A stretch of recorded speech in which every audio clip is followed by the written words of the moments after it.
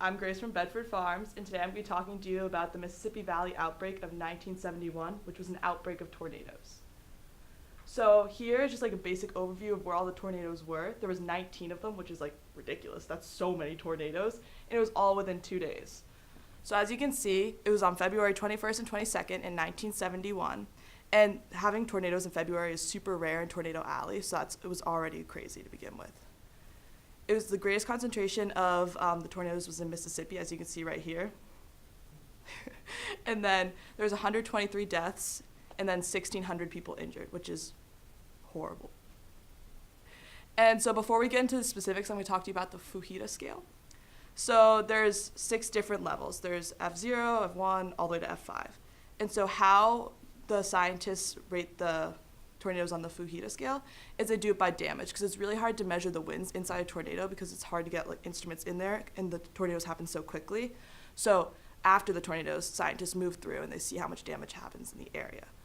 So as you see here, these are just like the scales and what the different types of damages associated with it is.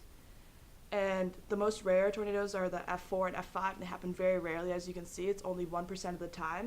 And there's also a section here which is unknown because like way early on it was hard to they didn't even use this scale, so they have to put in the unknown.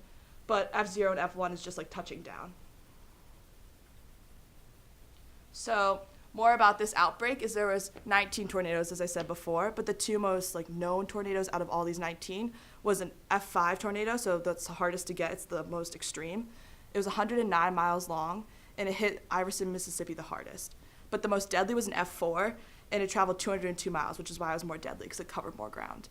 And it was the most deadly tornado in February in modern history, because there's very rarely tornadoes this strong or tornadoes at all in February.